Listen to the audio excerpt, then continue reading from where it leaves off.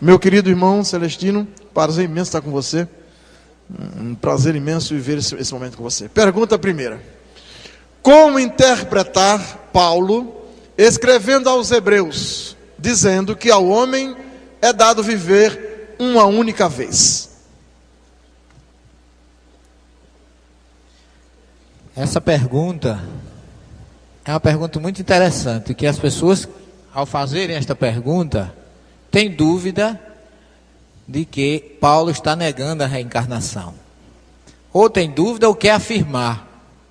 No entanto, esta informação de Paulo aos Hebreus 9:27 não nega absolutamente a reencarnação. Primeiro porque Paulo não disse que está fadado ao homem nascer uma só vez. Ele fala morrer uma só vez e não nascer. Porque Jesus fala que a gente precisa nascer de novo. E Paulo não seria contrário a essa informação de Jesus. E segundo, é bom que se saiba que Paulo era judeu, fariseu da tribo de Benjamim e doutor da lei. Ele conhecia tudo isso. E é bom que também lembre-se que Paulo diz assim, todo mundo fala que ele cita que é dado morrer uma só vez. Mas ninguém complementa de que ele disse, morre-se uma vez e segue seu juízo. Ele não disse que ficava dormindo, esperando a ressurreição, não. Morre-se uma vez e em seguida segue-se o juízo. Ou seja, este corpo humano que nós temos, cada um de vocês tem, e eu tenho, esse baixinho aqui, de CPF 805, 139, 308/25, só morre uma vez. Agora, não significa que o espírito não nasça no outro corpo. Esse corpo, sim, está fadado a morrer uma só vez. O espírito não, vai renascer quantas vezes seja necessário. Isso não está absolutamente negando. E a cada morte, veja que Paulo completa, segue um julgamento.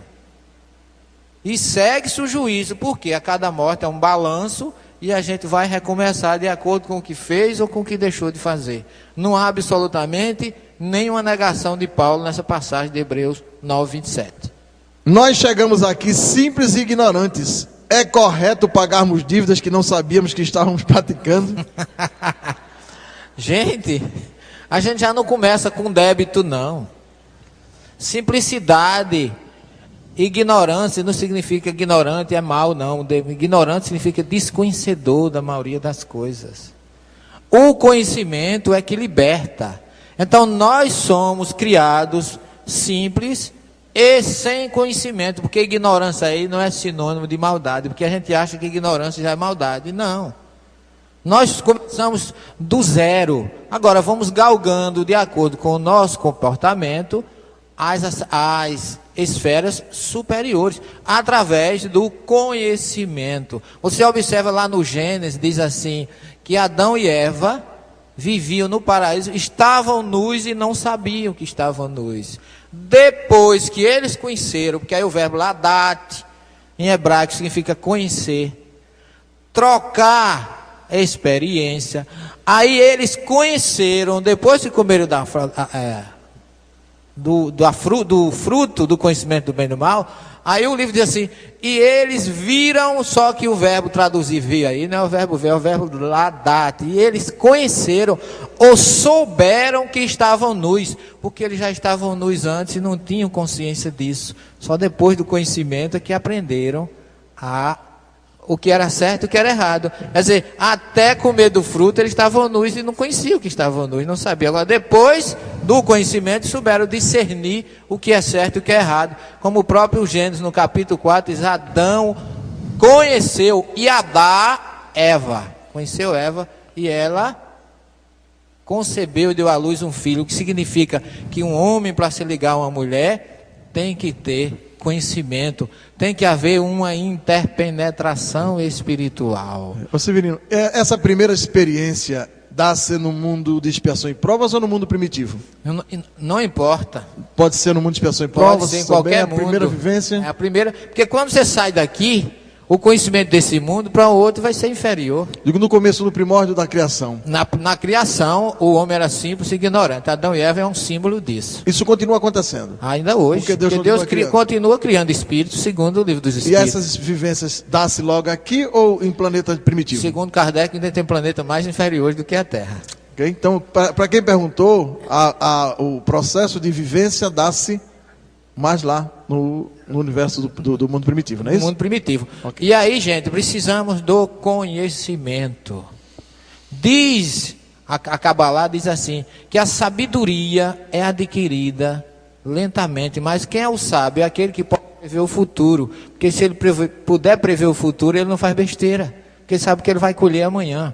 E o que é o conhecimento? Ele passa por 5 etapas: ouvir, calar, assimilar, praticar e ensinar. Ensinar é o último. Jesus ensinava depois de já ter mostrado como se fazia. Então ali existia sabedoria. A gente quase sempre nem quer ouvir e nem quer calar. As mulheres muito mais, né? As mulheres não gostam. Essa é uma passagem muito difícil para as mulheres, que ouvir e calar é terrível. Então ouvir, calar, assimilar, praticar e ensinar. Essas são as 5 etapas para a gente atingir a elevação espiritual. Muito bem. Meu filho, a pergunta é: Jesus disse que o homem mais perfeito nasceu de uma mulher. Foi João Batista. E ele próprio? Essa é uma passagem que tem lá no Evangelho de Mateus, quando Jesus diz assim: dentre os filhos de mulher, ninguém é maior do que João. E aí eu digo a vocês, muita gente não entende, e Jesus não era filho de mulher? Claro que era. Mas aí é que aquilo que eu falei no início da nossa palestra, que a gente só vai entender Jesus quando for o judaísmo. Porque para o judeu, o verdadeiro judeu é o filho de mulher e não o filho de homem. Quem dá a patrialidade ou a nacionalidade a um judeu é a mãe. O que significa? Se um homem judeu casar com uma mulher não judia, os filhos deles não são judeus. Mas uma mulher judia casando com qualquer homem, judeu ou não judeu, o filho é judeu. Porque ela concebe e ensina. Por isso que as mães têm um papel muito importante no judaísmo de ser aquela que transmite aos filhos a identidade religiosa, moral, porque o pai fica mais no trabalho e a mãe é mais educadora. Então, quando Jesus diz dos filhos de mulher, significa entre os judeus, porque o filho da mulher judia é judeu. Então ele estava falando que dentre os judeus ninguém era maior do que João Batista.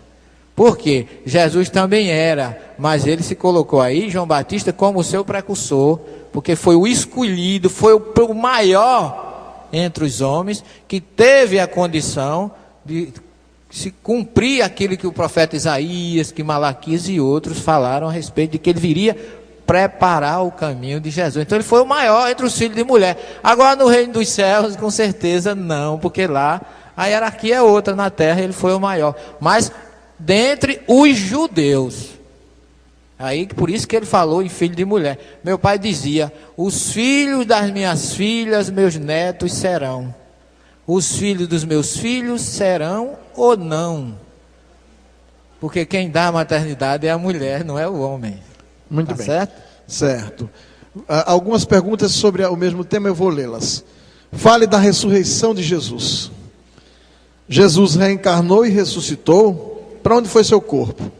Primeiro, Jesus não reencarnou. Ele evoluiu em outros planetas. Na Terra ele só teve uma passagem, que João coloca: ele como enviado divino que se fez carne e habitou entre nós. Então Jesus já evoluiu em outras esferas. Está lá em João 17:5, na sua oração no horto, quando ele diz assim: Pai, chegou a minha hora, glorifica teu filho como tu o glorificaste quando eu me encontrava contigo antes da criação do mundo. Jesus já se encontrava com Deus antes desse universo ser criado, e já era superior, e aí já foi eleito para vir trazer a mensagem material, como ele diz assim: eis que eu vos deixo um mandamento novo, amai uns aos outros como eu vos amei.